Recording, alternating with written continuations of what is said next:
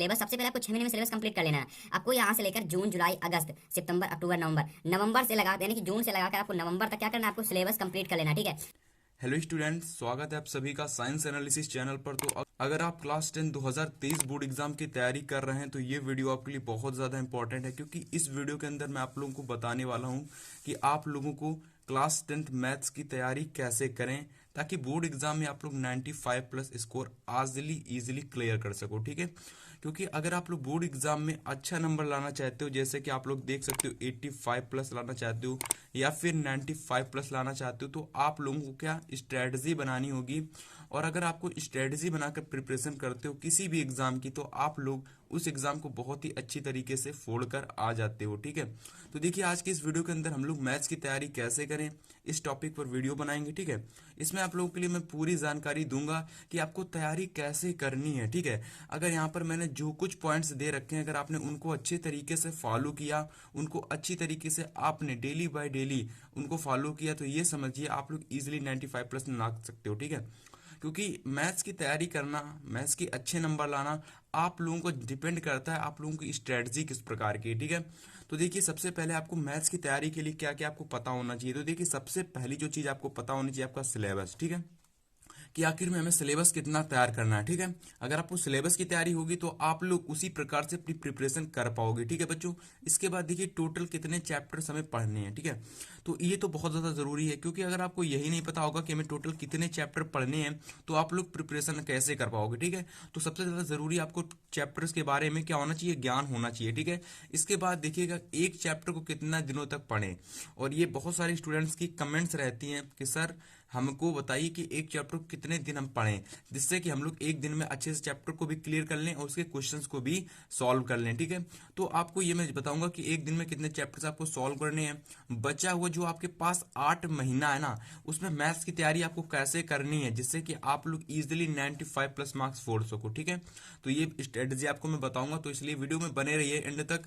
और रिवीजन कैसे करें, क्योंकि अगर आप लोगों ने अभी तक कुछ भी पढ़ा हुआ है ना, तो उसका रिवीजन तो करना ही होगा ना। तो रिवीजन कैसे करें या फिर स्टार्टिंग कैसे करें, अगर आपने स्टार्टिंग नहीं की है किसी भी सब्जेक्ट की, तो आप लोग स्टार्टिंग कैसे कर सकते हो उसके बारे में हम लोग डिस्कस करेंगे। इसके बाद देखिए टारगेट हमेशा बड़ा रखो। कहने का मतलब है अगर आप लोग अपना टारगेट बड़ा रखोगे तो आप लोगों के नंबर भी अच्छे आएंगे। ठीक है, अगर आप लोग टारगेट अपना 85 प्लस रखोगे तो आपके नंबर कितने आ जाएंगे, ज़्यादा से ज़्यादा आपको 80 प्लस आ पाएंगे बस। लेकिन अगर आप लोग अपना टारगेट 95 प्लस रखोगे, तो ये मेरा टारगेट है, ये मेरा चैलेंज है कि आपकी 90 प्लस या फिर 92 प्लस नंबर इजिली आ जाएंगे। ठीक है, क्योंकि आप उसी प्रकार से तैयारी करते हो जिस प्रकार से आपकी सोच होती है। ठीक है, तो देखिए सबसे पहले हम लोग डिस्कस करेंगे जो आपकी क्लास 10th की मैथ है, कितने सब्जेक्ट कितने सिलेबस उसमें है, यानी कितने सब्जेक्ट पढ़ने हैं हमको। ठीक है, तो देखिए सबसे पहले क्लास 10th की जो मैथ है ना, उसके सिलेबस कैसा है आपको मैं बता रहा हूँ अभी।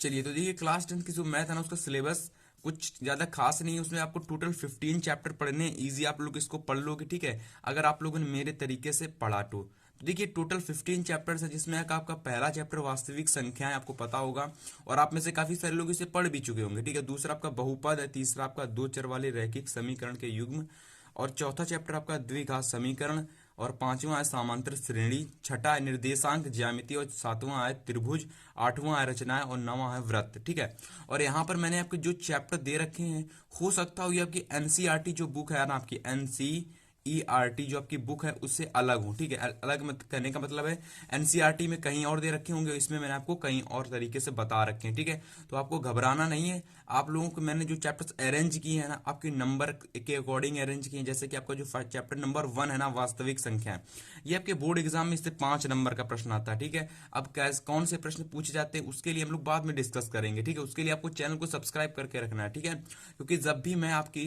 रिवीजन करवाऊंगा या फिर जब भी मैं आपके क्वेश्चन सॉल्व करवाऊंगा, तो आपको वहां पर वास्तविक संख्याओं के सारे जितने प्रश्न इंपॉर्टेंट है ना, वो मैं सारे के सारे आपको करवा दूंगा। ठीक है, तो आपको चैनल को सब्सक्राइब करके रखना है। ठीक है, वास्तविक संख्या हमारा पहला चैप्टर है, सेकंड चैप्टर बहुपद है, तीसरा है दो चर वाले रैखिक समीकरण की युग, चौथा है द्विघात समीकरण, पांचवा है समांतर श्रेणी। अब बच्चों समझो, ये जो 4 चैप्टर ना आपका 1 2 3 4, ये 4 चैप्टर आपके बोर्ड परीक्षा में इनसे 18 नंबर का प्रश्न आता है। कितने नंबर का? 18 मार्क्स का प्रश्न आता है। तो आपको ये चीज ध्यान रखनी है, ठीक है, क्योंकि अगर आप लोग नंबर्स के अकॉर्डिंग प्रिपरेशन करोगे तो आप लोग अच्छे से तैयारी कर पाओगे, ठीक है। तो आप लोग देख सकते हो हाई वेटेज चैप्टर आपका क्लास 10th में ये 4 हैं। ये 4 चैप्टर आपने पढ़ लिए, 18 नंबर आपके क्लियर हो जाएंगे एकदम, ठीक है। इसके बाद देखिए चैप्टर नंबर 6 आपका निर्देशांक ज्यामिति, जो कि आपका फ्रेश चैप्टर, एकदम सिंगल चैप्टर, आपको केवल 5 नंबर देकर जाता है, यानी बोले तो 5 मार्क्स आपके इस चैप्टर से इजीली मिल जाते हैं, ठीक है। तो अगर आप लोग इस चैप्टर को प्रिपरेशन करना चाहते हो तो इसे स्टार्ट कर सकते हो, लेकिन अगर मैं कहूँ तो सबसे पहले आपको जो चैप्टर पढ़ना चाहिए वो आपका है बहुपद। अगर आप पढ़ना चाहते हो तो इसे बाद में पढ़ सकते हो, इसे आप लोग कभी भी पढ़ सकते हो, कोई दिक्कत नहीं, क्योंकि चैप्टर थोड़ा थ्योरेटिकल चैप्टर होता है तो बच्चों को ये समझ में नहीं आता रियल नंबर्स। लेकिन अगर आप बहुपद पढ़ोगे तो आपको समझ में आएगा। दो चर वाले रैखिक समीकरण के युग्म पढ़ने से पहले बहुपद पढ़ना पड़ेगा, सीरियल बाय सीरियल आपको पढ़ना है, पहले बहुपद, फिर ये पढ़ो, फिर ये पढ़ो, फिर ये पढ़ो, ठीक है। इस प्रकार से प्रिपरेशन करनी है आपको, ठीक है। अब देखिए जो चैप्टर नंबर 7, 8, 9, इन तीनों चैप्टर से आपका 12 मार्क्स का प्रश्न पूछा जाता है। कितने? 12 मार्क्स का प्रश्न, ठीक है। क्लियर हो इतनी चीज? इसके बाद देखिए जो आपके आखिरी के चैप्टर नंबर 8, 9, 10 बच जाते हैं, 12, 13, 14, 15, ठीक है, जिसमें एक आपका चैप्टर नंबर 10 और 11 त्रिकोणमिति का परिचय और त्रिकोणमिति के अनुप्रयोग, इनसे 12 नंबर का प्रश्न पूछा जाता है। कितने? 12 नंबर का। बच्चा समझ में आया?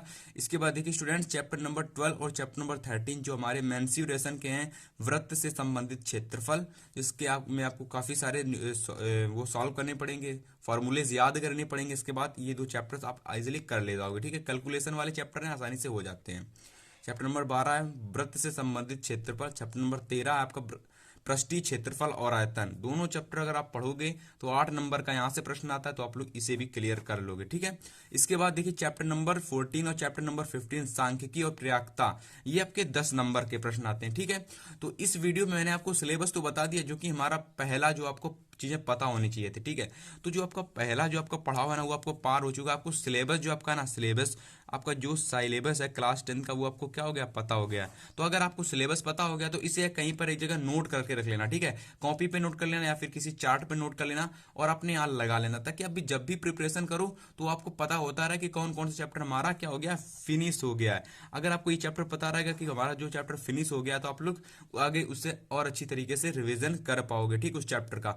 अब देखिए हम लोग डिस्कस करेंगे हमें टोटल चैप्टर जो हमें कितने पढ़ने थे, उसमें एक चैप्टर को हमें कितना समय देना है, ठीक है। तो देखिए सबसे पहले आप लोग जान लो जो आपका एक चैप्टर ना उसे कितने समय पढ़ना है, कितने दिनों तक पढ़ना है। क्योंकि अगर आप लोग एक चैप्टर को महीना भर, अगर आप लोग एक चैप्टर को मान लेते हैं अगर एक मंथ अगर आप लगा दोगे तो आप लोग कहाँ से 8 महीने में आप लोग 15 चैप्टर फिनिश कर पाओगे? नहीं कर पाओगे ना। तो आपको एक महीने में कितने चैप्टर देने हैं तो आप लोग समझिएगा।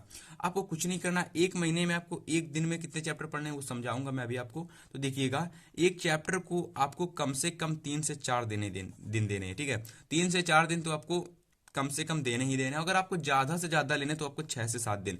जैसे कि आप लोग मान लो जैसा है कि आपका जो चैप्टर नंबर 1 है ना, आपको वास्तविक संख्याएं, आपको मैं समझाना चाहूंगा। जो आपका चैप्टर नंबर 1 है ना, वास्तविक संख्याएं, अब देखिए जैसे इस चैप्टर को अगर आपको बहुत अच्छी तरीके से पढ़ना है ना, तो इसकी आपको क्या करना है? आपको कुछ नहीं करना है। इसमें आपको क्या क्या इसका पता होना चाहिए। सबसे पहले इसके जितने भी आपके कॉन्सेप्ट है ना, जितने भी आप क्वेश्चन पढ़े उन सभी का आपको आपका कॉन्सेप्ट क्या होना चाहिए? याद होना चाहिए। अगर आपको कॉन्सेप्ट याद रहेगा तो आप लोग किसी भी क्वेश्चंस को कर पाओगे वास्तविक संख्याएं के, ठीक है। और ये जो आपका चैप्टर है मेरे अनुसार से आपका थ्योरेटिकल चैप्टर है, तो आप लोग कोई दिक्कत नहीं लेना। आपको इजिली कैलकुलेशन वाला है नहीं तो इजिली हो जाएगा, ठीक है। इसके बाद देखिए आपको दूसरी चीज जो आपको सारी के सारे एनसीईआरटी प्रश्न सॉल्व करने हैं। ऑल एनसीईआरटी प्रश्न आपको सॉल्व करने हैं, क्योंकि एनसीईआरटी सबसे ज्यादा इंपॉर्टेंट है क्लास 10 मैथ की। समझ में आया? तो देखिए इतनी चीज अगर आपने कर ली, कॉन्सेप्ट आपको इन सभी क्वेश्चंस का कॉन्सेप्ट याद रखना है, ठीक है, और आपने एनसीईआरटी प्रश्न सॉल्व कर लिए तो आप लोगों का चैप्टर नंबर 1 फिनिश हो जाएगा, ठीक। इसी प्रकार से आप सारे के सारे जितने भी आपके चैप्टर्स हैं 1 से लेकर आपके जितने भी आपके 15 तक चैप्टर हैं, आपको वही चीज फॉलो करनी है, ठीक है। सबसे पहले आपको कॉन्सेप्ट याद रखना है किसी भी क्वेश्चन का, फिर उसके बाद एनसीईआरटी क्वेश्चन आपको इजिली सारे के सारे लगा लेने हैं, ठीक है।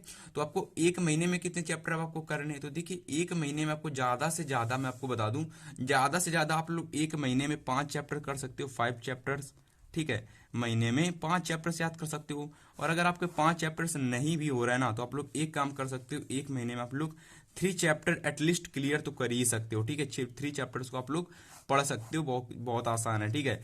और अगर आप लोगों को कमेंट्स करना, मैं जल्दी मैथ्स की तैयारी स्टार्ट करवाने वाला हूं आपके चैनल पर, ठीक है। तो आप लोग जल्दी से कमेंट करके बताओ। थोड़ी सी वीडियो डिले हो जाती है क्योंकि मुझे काम पड़ जाता है, कहीं जाना पड़ जाता है, इसलिए, ठीक है। वीडियो डिले हो जाती है, लेकिन आप लोगों के लिए कमेंट करते रहना आप लोगों को, ठीक है। जैसे कि एक बच्चे ने कमेंट किया जिसका नाम मैं लेना चाहूंगा, तो मुझे उसका नाम नहीं याद आ रहा है, बट वो बच्चा बहुत अच्छा है, उसने मुझे काफी ज्यादा वो किया कि सर नई वीडियोस नहीं आ रही, तो मुझे लगा कोई ना कोई तो पढ़ रहा है, ठीक है। तो आपको भी ऐसे कमेंट करते रहना है कि सर वीडियो डालिए, तो हम भी वीडियो डाला करेंगे, ठीक है। तो आपको पता हो गया एक चैप्टर कितने दिन पढ़ना है, महीने में कितना चैप्टर पढ़ना है। अब देखिए आपको बचे हुए जो आपके 8 महीने ना आपके पास हैं, उसमें आपको कैसे तैयारी करनी उसको थोड़ा सा जान लो आप लोग। टाइम टेबल यानी कि जो आपके पास 8 महीने बचे हुए हैं, अब देखिए कैसे बचे हुए 8 महीने। तो देखिए सबसे पहले आपका जनवरी जो है ना, जनवरी निकल चुका है, आपको ये तो निकल चुका है, कोई ध्यान नहीं देना। फरवरी भी निकल चुका है, मार्च भी निकल चुका है, मैं 2000 आया जो आपका निकल चुका है उसकी बात कर रहा हूँ, ठीक है। अप्रैल भी निकल चुका है, मई भी निकल चुकी है, अब आपका जून जो आ रहा है ना, जून, उसमें आपको यहां से स्टार्टिंग करनी है। अगर आपने जून से लग गए ना तो आप लोग इजिली 95% ना सकते हो, इजिली 95+। तो आपको अभी से लग जाना है जून से। तो आपके पास जून से अगर देखो ना, तो जून से लेकर जनवरी तक मैंने लिया है, क्योंकि जनवरी में आपके पास अच्छा खासा समय मिल जाता है। उस समय पेपर तो फरवरी वगैरह में होते हैं और फरवरी से बाद भी चले जाते हैं, तो आप लोगों के पास जून से लेकर जनवरी तक का समय मिल जाता है, ठीक है। और ये अगर आप लोग देखोगे तो आपके पास 8 महीने ये आएंगे। तो यहाँ पास गिनो 1 2 3 4 5 6 7 8, ये आपके पास टोटल 8 महीने है, ठीक है। अगर आप इन 8 महीने में अगर आप लोग सिलेबस जो आपका एनसीईआरटी है, कॉन्सेप्ट प्लस एनसीईआरटी जिसे मैं कहता हूँ, कॉन्सेप्ट प्लस एनसीईआरटी अगर आपने तैयार कर लिया, तो आपकी जो आपकी एनसीईआरटी बुक है ना, इसके सब चीजें आपने अच्छी तरीके से तैयार कर ली, ठीक है। तो कॉन्सेप्ट तैयार करो, एनसीईआरटी के सारे क्वेश्चन तैयार करो, सिलेबस आपका कंप्लीट हो जाएगा। ये आपको कितने महीने में तैयार करना है, ये आपको 6 महीने में तैयार करना है। कितने? 6 मंथ में।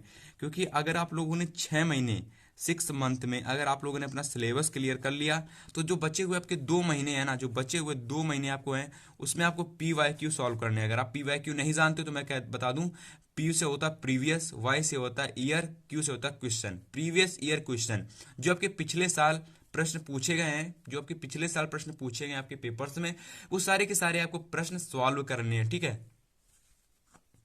पिछले 3 साल के आप सॉल्व कर सकते हो, 2 साल के सॉल्व कर सकते हो, लेकिन आपको प्रीवियस ईयर क्वेश्चन लगाने ही लगाने हैं, ठीक है।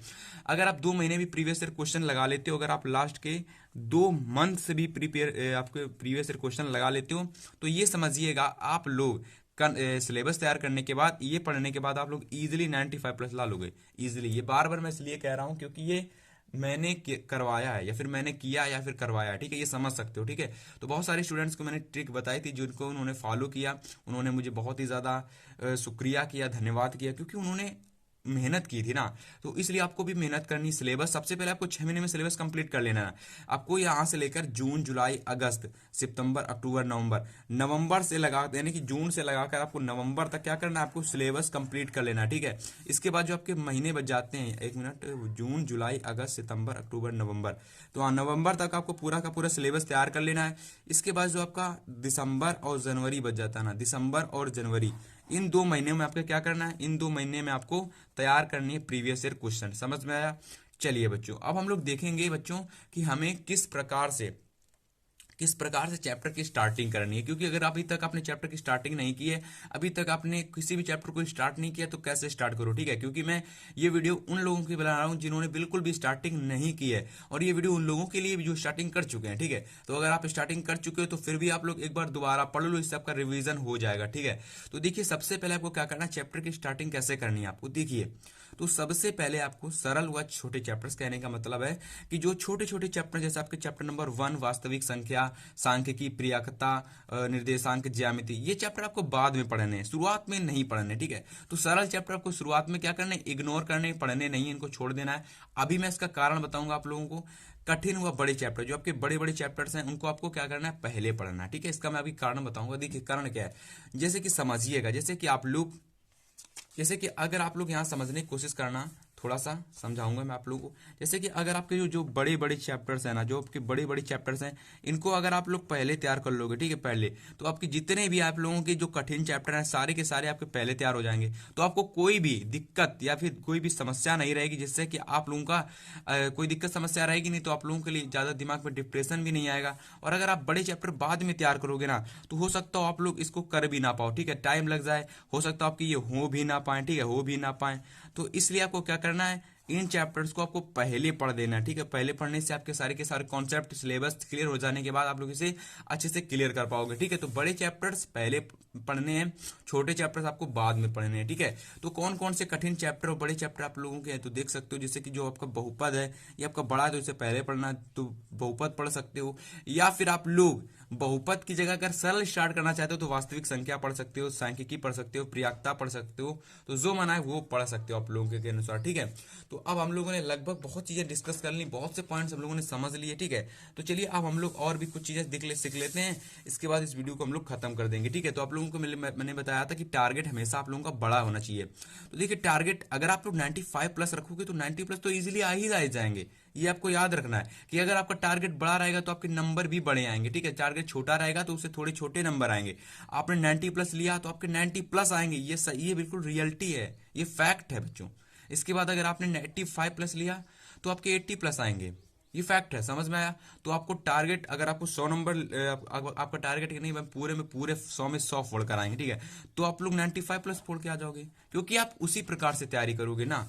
इसके बाद देखिए बेस्ट टाइम पढ़ने का, मैथ पढ़ने का सबसे अच्छा तरीका क्या होता है, सबसे बढ़िया टाइम क्या होता है। तो देखिए कुछ नहीं, सब चीजें अच्छी तरीके से आपको समझ में आएंगी। देखिए मैथ क्लास 10th में हो, मैथ को आपको कितने 1.5 घंटा पढ़ना है। अगर आप 2.5 घंटा भी पढ़ सकते हो कोई भी दिक्कत नहीं है, लेकिन मेरे अनुसार अगर आप 1.5 घंटे में 2.5 घंटे में बोर हो जाते हो तो आप लोगों को 1.5 घंटा तो एटलीस्ट पढ़ना ही पढ़ना है। इसके बाद देखिए मैथ्स पढ़ने का सही समय आपको क्या है, दोपहर हो सकता है दोपहर, जैसे कि आप लोग कुछ बच्चे स्कूल जाते हो तो दोपहर, स्कूल आने के बाद आप लोग दोपहर में मैथ्स को 1 घंटा लगा सकते हो, और रात में आप लोग आधा घंटा लगा सकते हो, या फिर 1 घंटा फिर से लगा सकते हो। तो यहाँ से अगर आप लोग जोड़ोगे 1 घंटा इधर आप लोग पढ़ लोगे मैथ को, और 1 घंटा आप लोग इधर पढ़ लोगे मैथ को, तो आप लोगों के दोनों अगर जोड़ोगे तो 2 घंटे आपके पास इजीली मिल जाते हैं, ठीक है। तो 2 घंटे अगर आप डेली तैयारी करोगे मैथ्स की तो आप लोग इजीली मैथ्स में अच्छा स्कोर कर जाओगे, ठीक है, मेरा ये वादा है, ठीक है। अब देखिए बेस्ट स्टडी मटेरियल, जो कि हमारा लास्ट पॉइंट था, ठीक है। अब यहाँ पर अगर आप लोगों ने बेस्ट स्टडी मटेरियल अगर आपके पास है तो कोई दिक्कत नहीं। अगर आपने अभी तक नहीं परचेस किया तो आप लोगों को 2 से 3 चीजें आपको परचेस करनी है, जो आपको इजीली कॉस्टली मिल जाएंगी। तो देखिए सबसे पहले आपको जो आपको परचेस करनी है, एनसीईआरटी बुक आपके पास होनी ही चाहिए, ठीक है, एनसीईआरटी बुक होनी चाहिए। इसके बाद दूसरी चीज आपके पास अनसॉल्व्ड पेपर आपके पास अभी से होना चाहिए। अनसॉल्व्ड पेपर आप 2022 का ले सकते हो, 2022 में आपका जो अनसॉल्व्ड पेपर आया था उसको ले सकते हो, मार्केट में इजीली ये मिल रहा है, आप लोगों को अवेलेबल मिल जाएगा, ठीक है। अगर आप तीसरी सबसे अच्छी चीज खरीदना चाहते हो तो आप लोग रेफरेंस बुक परचेज कर सकते हो, ठीक है। रेफरेंस बुक परचेज कर सकते हो जिसका प्राइस मेरे हिसाब से 250 रुपए होगा। और अगर आपने ये परचेज कर ली तो आप लोगों के जितने इंपॉर्टेंट क्वेश्चन है सारे के सारे आपके रेफरेंस बुक में होते हैं। आप लोग मार्केट में जाकर देख सकते हो कि कौन सी रेफरेंस बुक आपको परचेज करनी है, ठीक है। तो आपको वो परचेज कर लेनी है बच्चों, ठीक है। तो इस प्रकार से आज की इस वीडियो के अंदर हम लोगों ने आपको पूरी की पूरी जो आपकी स्ट्रेटजी थी ना वो आपको सॉल्व करके बताई। तो अगर आपको ये स्ट्रेटजी पसंद आई तो आप लोगों को इस वीडियो को लाइक कर देना है, ठीक है। और अगर आप चैनल पर पहली बार आए तो चैनल को आपको क्या कर देना है, सब्सक्राइब कर लेना, ठीक है। तो आपसे मैं यही कहूंगा कि आप लोग इस वीडियो को ज्यादा से ज्यादा 900 लाइक्स तक पहुंचा दें, कितने 900 लाइक्स तक पहुंचा दें। अगर आप ऐसा करोगे तो जल्द ही मैं आप लोगों के लिए मैथ्स की जो तैयारी है ना स्टार्ट करना शुरू कर दूंगा, ठीक है। चलिए बच्चों, ओके।